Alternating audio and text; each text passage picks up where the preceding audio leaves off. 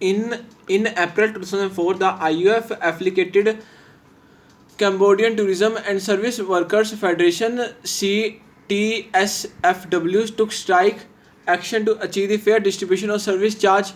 Hotel owners undertook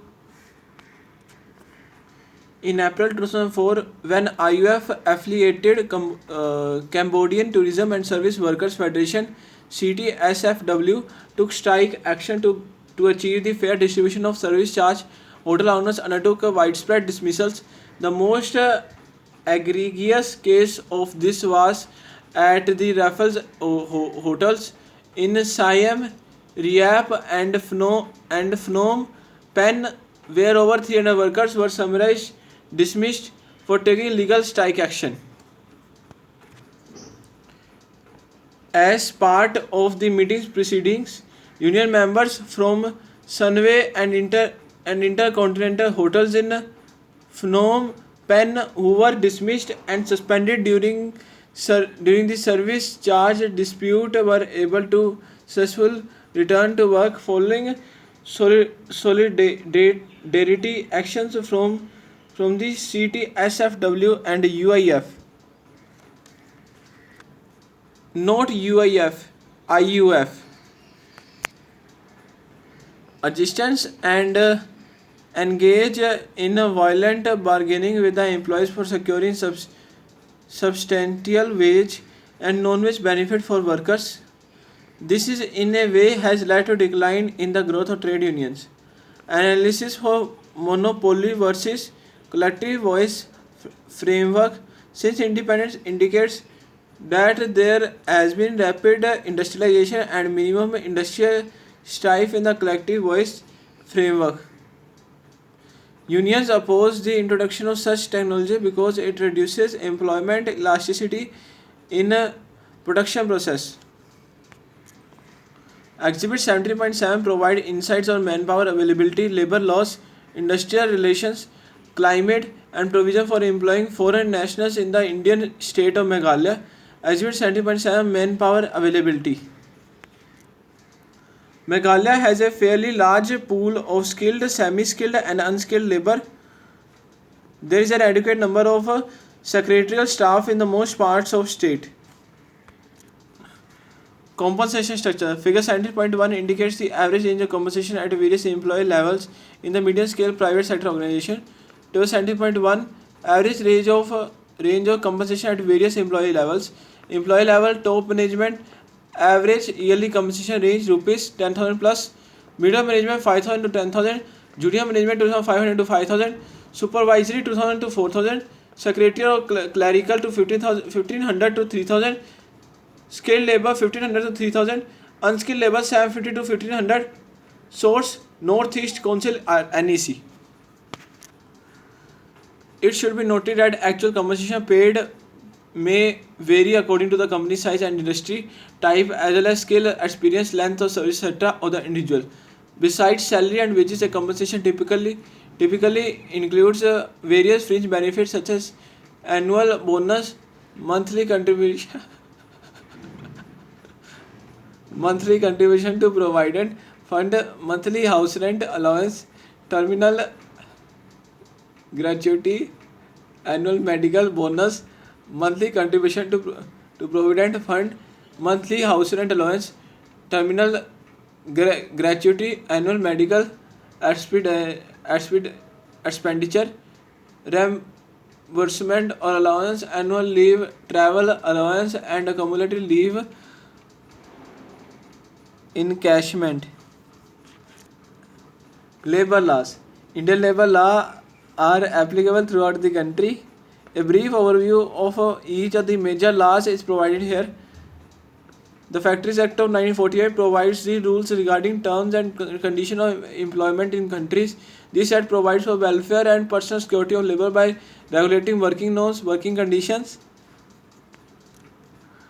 health and safety to workers, etc. A similar provision has been made for plantation workers in the Plantation Labour Act 1965.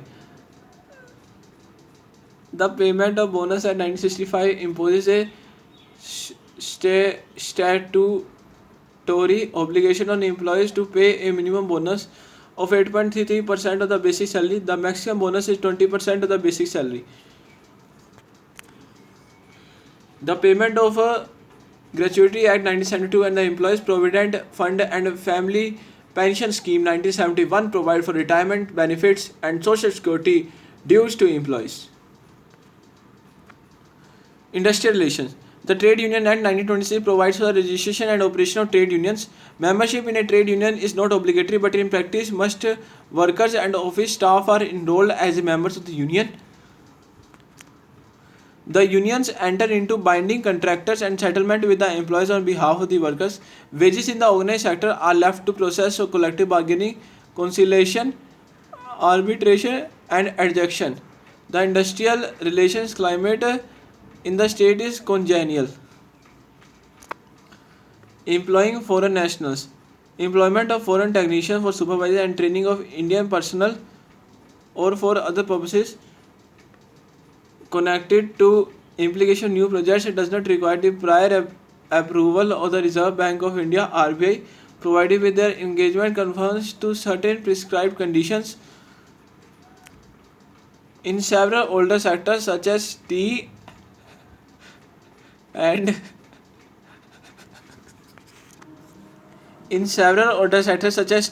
jute plantation in eastern India and textiles in western India, the bargaining processes are under pressure as the interplant and interfirm differences are becoming wider. There have been similar moves in the banking sector too. For instance, the India Banks Association (IBA), which coordinates the industry level collective bargaining process, has already indicated that the current wage settlement would be the last, and in future the respective banks can decide the wage fixation depending on the parameters as productivity and profitability. In India, the critical aspects of collective bargaining system are under review, which include its coverage and scope and demand for decentralized bargaining. The two critical aspects of collective bargaining system are expansion of the coverage and scope, addressing pressure for decentralized bargaining. The advent of concept of HRM, which includes the basic premises of employee welfare, personalized attention, etc., eliminates the scope for union or collective bargaining.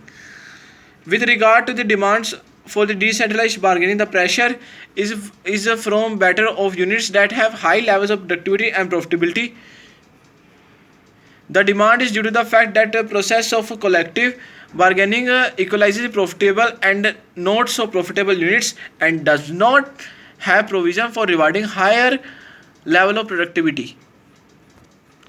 The other reason for demanding the decentralization of the bargaining structure and expanding the scope and duration of labor contracts is to minimize the monopoly effects and inflexibilities in work rules, especially at micro levels.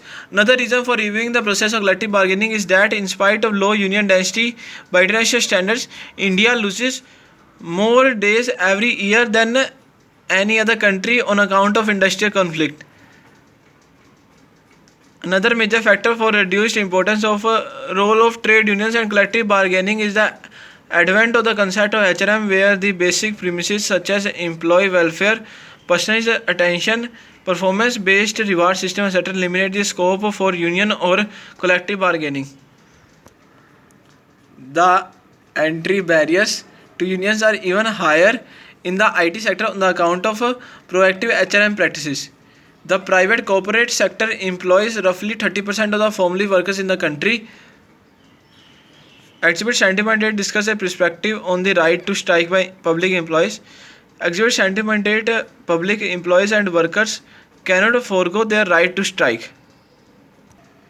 The All India State Government Employees Federation AISGEF notes with deep concern and anguish that the Division Bench of Supreme Court SC of the country, by their verdict on 21 July 2003, has not only upheld the arbitrary dismissal of about 200,000 state government employees and teachers who took part in the statewide strike beginning on 2 July 2003, but highly justified most autocratic repressive measures of the Tamil Nadu government by terming the strike illegal and stating that Jayalalitha government has sent a tough message that maladministration can be cast in this way. This is the most unfortunate and obvious an open spot for most vindictive action against the employees and teachers by political leadership of the government and bureaucracy intending to suppress a justified collective action by the employees and teachers for redressal of their grievances when all other means of negotiation settlement failed. AISGEF is shot at apex court instead of striking down draconian ordinance issued by the Tamil Nadu government arbitrarily amending the Tamil Nadu Essential Services Maintenance Act 2002 at a time when the Tamil Nadu Assembly was in session, given it its strong approval.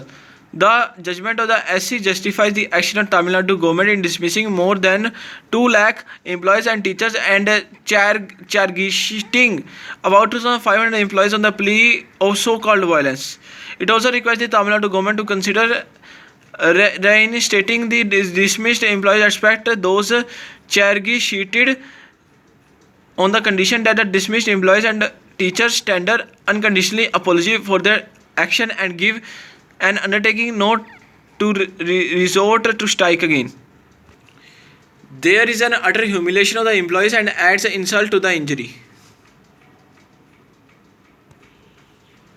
The apex court's assertion that Indian Constitution does not provide the government employees right to strike is nothing but justifying the British-made Government of India Act 1935, by which the British government treated the government employees of India as virtual slaves.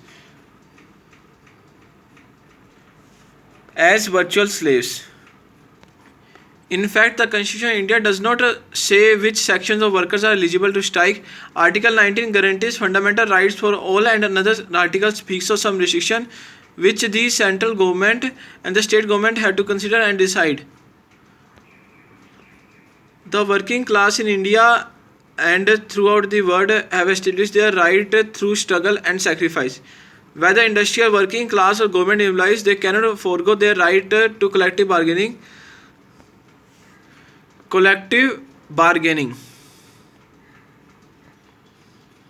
ILO, a tripartite body of the UN system, in its Convention 87, 98 and 154 has accepted these rights.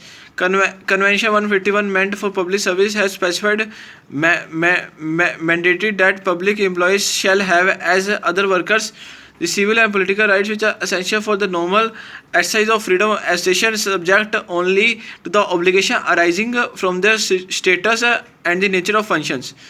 ILO's convention is a tripartite decision. Government, employer and labor and government of India as a founder member of ILO cannot morally ignore it.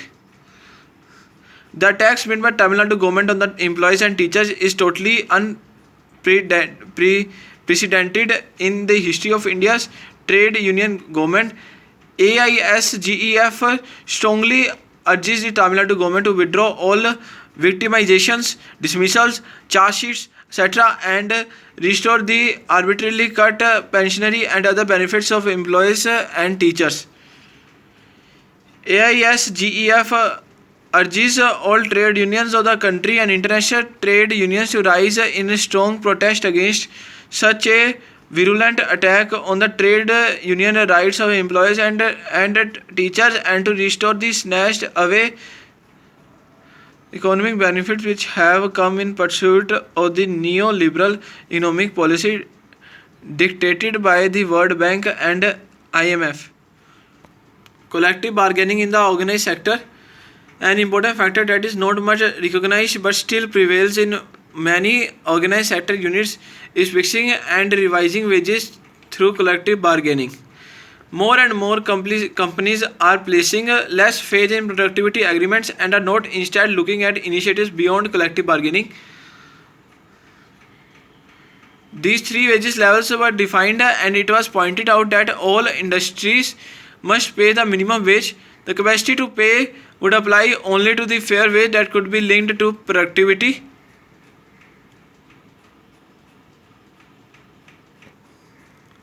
As said, the respectable employee status both within the workers and also within the management in a humanitarian way and facilitate self-development of workers. The objectives of WPM in Germany include prevention of worker exploitation, facilitating economic growth, and resolving labor management conflict in an amicable way. Amicable way. In Israel, Istedrat engages in development of employees, national building, and improvement in standard of living. Worker participation in management in India. In India, the Industrial Policy Resolution 1956 had advocated WPM as a step towards creating a socialistic pattern of society. The second 5-year plan supported WPM for improving productivity of employees, involving the employees in the decision-making process, and more importantly, meeting the employees' need for self-expression with the ultimate objective of maintaining cordial industrial relations. WPM entered the Indian scene in the year 1920 when Mahatma Gandhi had suggested that workers should participate and contribute to organization and also share its prosperity.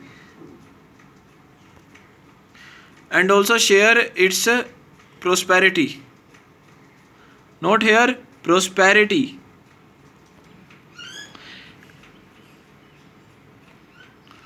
Similarly, another committee under the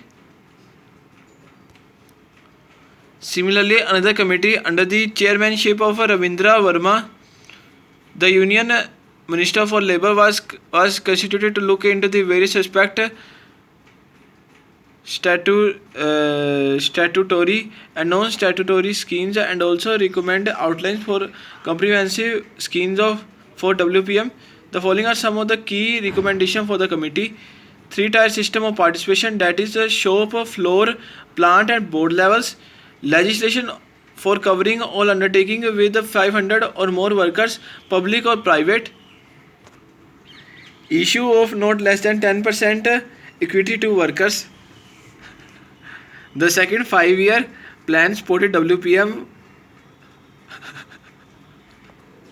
The second 5-year plan supported WPM for improving productivity of employees and involving employees in decision making and with the objective of maintaining cordial industrial relations. Collective bargaining and workers' participation in management. Forms of worker participation in management. The following are the various forms of WPM currently prevalent in the country: Works Committee, Plant Councils, Joint Management Councils, Shop Councils, Joint Councils, Worker Representation in Management Board, Unit Councils, Workers' Participation in Capital Share.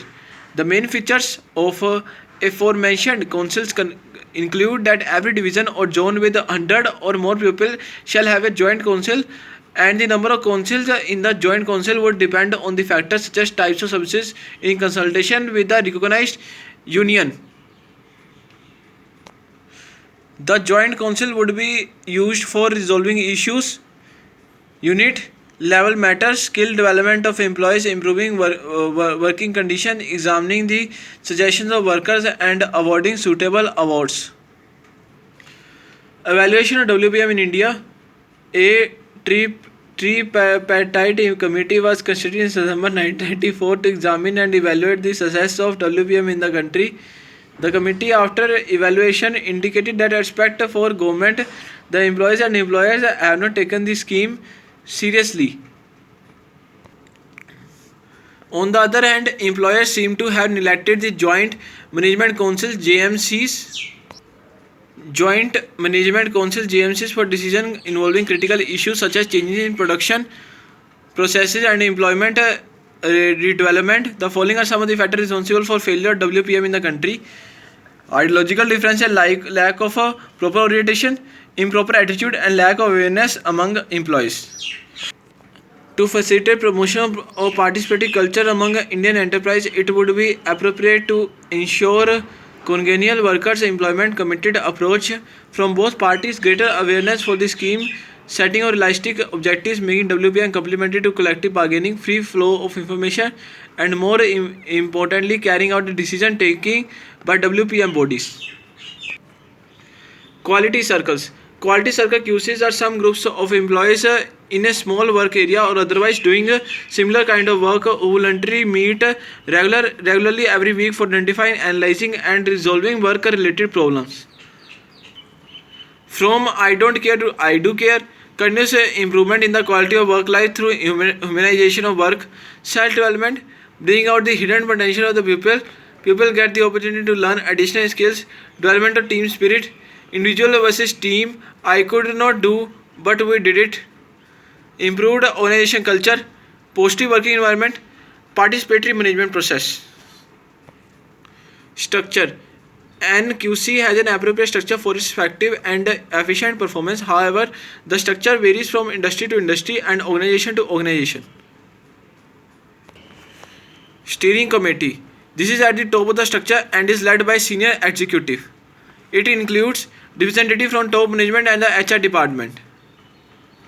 Coordinator. A coordinator is a personnel or administrative officer who coordinates, supervises the work of facilitators and administrators the program.